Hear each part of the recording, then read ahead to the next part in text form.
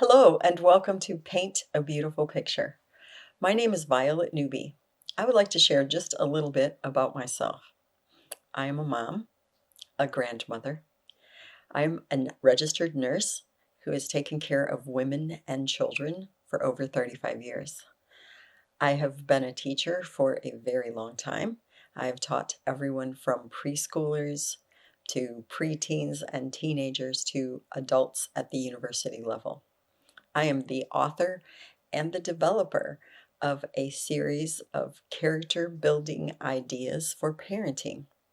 And what I would love to share with you is how you can be a more effective parent with healthier and happier children. So please come and join me on this journey in painting a beautiful picture in your child's life. Thank you so much for joining me today on Paint a Beautiful Picture. It's really good to have you with me. This is day 3 of our 2-week introductory period.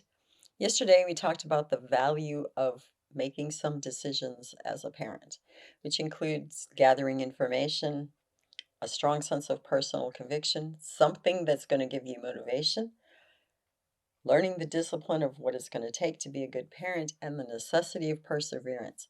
And I asked you to assess where your greatest strength is and where your greatest weakness might be.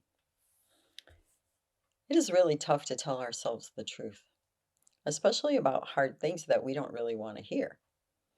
I've had people in counseling go, "Oh, I'm basically a lazy person. I always want to complain about what I don't have and what I don't get done, but I'm lazy. I guess that one's on me." That's a hard revelation.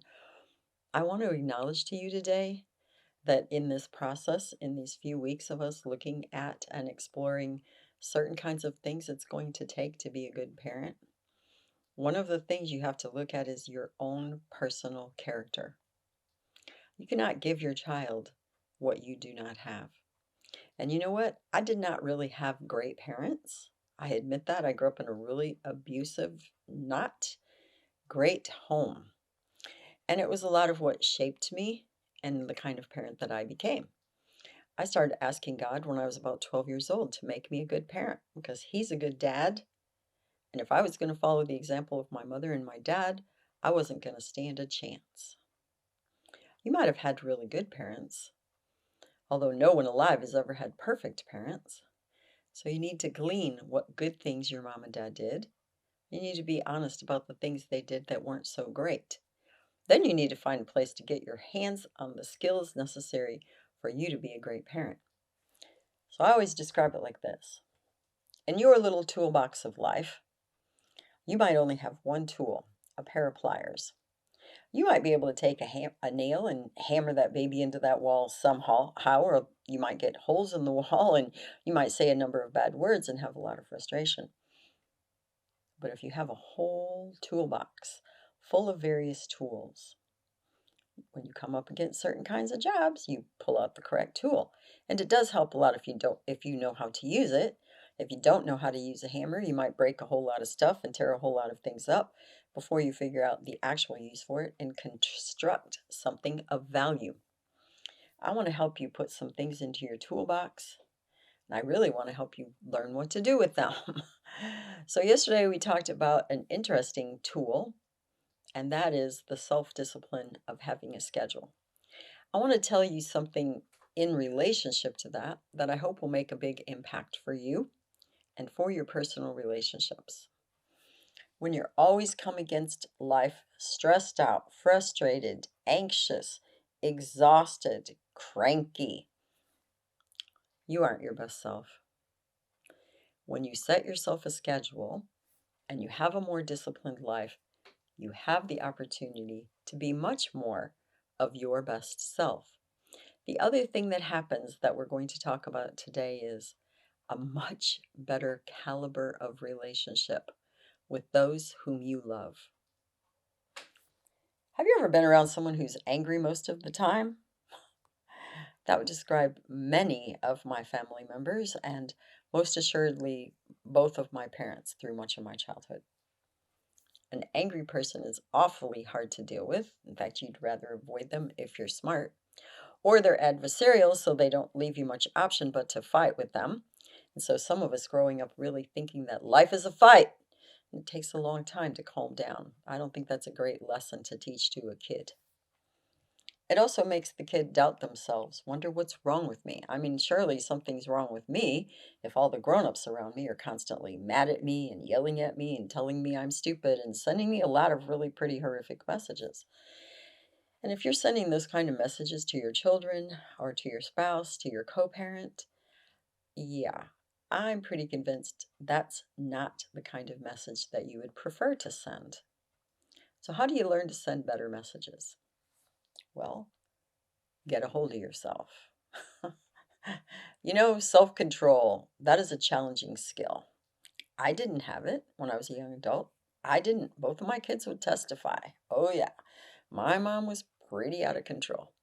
And I really was. I didn't know anything about it. How would I have known? So I had to learn how to control my own emotional state when I was really angry to not just blast everything all over the place, but learn to be quiet, learn how to take a couple of deep breaths, learn how to think before I talked, learn how to keep my tone as well as my decibel level at a far more reasonable and measured pace. That's a tough one, so start soon. Because I'm 65 and it surely has taken me some years to gain that skill. I need to learn how to affirm other people around me. But what if I feel really junky about myself? I don't have much to give. I don't even know what that looks like. That's another thing that we're going to handle. But let me tell you, you can always say to the people that you live with, I noticed you did great today. In the past, you would have thrown your toys, you would have broken something, you would have yelled about it. But I noticed today that you listened to me, you didn't break anything, you were nicer to your brother, you were really quiet during the time that we were reading together. You got up and went and brushed your teeth when I asked you to do it. There are about a million things, if you're paying attention, that you can affirm to someone that you love. Yes, of course, you could say, I love you. You know I love you. It's not exactly the same thing, although I definitely believe people should tell each other they love each other quite a lot.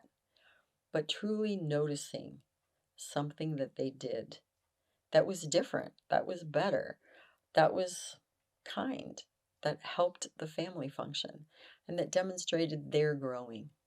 That's an awesome kind of thing for you to do, to notice and verbalize that to them. And you know what? I would like you to notice and even verbalize to yourself what's going on. I mean, you can literally go in the bathroom and close the door so nobody thinks you're crazy. Lean over and look at yourself in the mirror and say, today you did better. In light of some of the things you've learned, I'm really proud of you that you did better. And be specific. You didn't fly off the handle. You got up when the alarm went off the first time. You were really nice to the kids when you woke them up today. I mean, really, if no one else is going to tell you, please tell it to yourself. But as a co parent, here's my challenge of the day. I would like you to challenge yourselves to speak kindly and in a way that affirms your co parent. We don't all have the same strengths and weaknesses. Thank God. Because if you have a co parent and you're really good at discipline and they're really good at nurture and you're really good at fun and they're really good at affection and you're really good at intention and they're really good at motivating the kids, your kids are going to have a package deal that's going to be unbeatable. Don't compete with your co parent. Strengthen your co parent in the places they're weak and support them in the places they are strong, and acknowledge to one another that this is a tough journey and I'm really proud of you because today and speak affirmation to them with your mouth. It is about building quality relationships. That is something that every one of us has the power to do. You know, there are a lot of things in this world that we're powerless over. I mean, a ton. You don't have any power over what the weather looks like. You have a raging snowstorm or a raging hurricane. I happen to live in Mississippi, so trust me, we get those sometimes. You have no power over that. Today you had great plans and the weather ruined them all. Yeah, we don't have power over the weather. You know what? Sometimes you don't have power over what's going on in the outside world. None of us ever dreamt that something like COVID would come along. Do you know what? We haven't had power over this. So we have to exercise the power that we do have. And it's a very strong thing. I have the power to control myself. I have the power to acknowledge my emotional state. I have the power to acknowledge my own strengths. I have the power to admit my own weaknesses. And I have the power, I really want you to get this, to influence people all around me. If you don't think so, take a room full of pretty happy kids, bring in one terribly cranky, uncooperative 3-year-old. In about 10 minutes, the entire atmosphere in that room changes. I promise you, because I've taught a lot of classes filled with 3-year-olds, and I've seen it happen more times than I care to admit. So, as an adult, as the person in charge, as the person who is responsible for the well being of all of those little ones under your care, I don't care if those little ones are 2 or 15, you need to control your internal atmosphere. In other words, if you're angry, get a hold of that. If you're impatient, admit that and start doing some patience learning exercises. If you are constantly grumpy and never thankful and always complaining and always whining, and as I used to tell my niece, whining is unattractive. No one wants to spend their whole life with a whiner.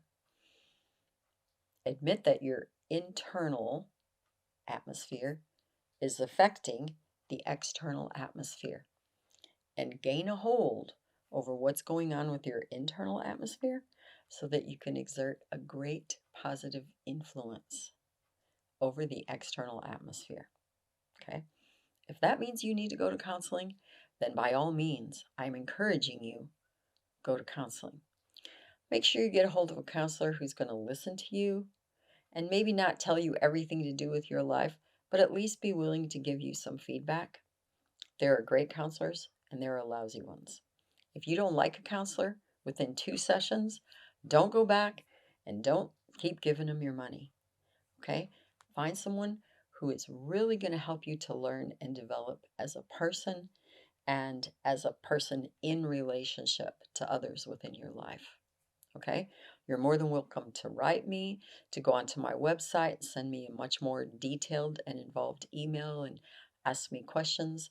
I will do what I can to answer as many things as I can because if you have the question, I guarantee you that someone else does. And if you're having a problem or struggling with something, you better know that someone else probably is as well. And so I want to continue to give you tools, a skill set of things that you can use in your relationships, both within your family and outside of your family, but most especially with your children. You may find additional information on our paintabeautifulpicture.com website. Additionally, you may watch me on Rumble, and you may also listen to a podcast on Buzzsprout or Spreaker, all under the name Paint a Beautiful Picture. If you like this video, please give me a thumbs up. You may subscribe, and if you are interested in receiving notifications, please hit the notifications button. I really count it a privilege that you came to join me today, and I hope that it has helped you to see some of what you can do to develop quality relationships with your children.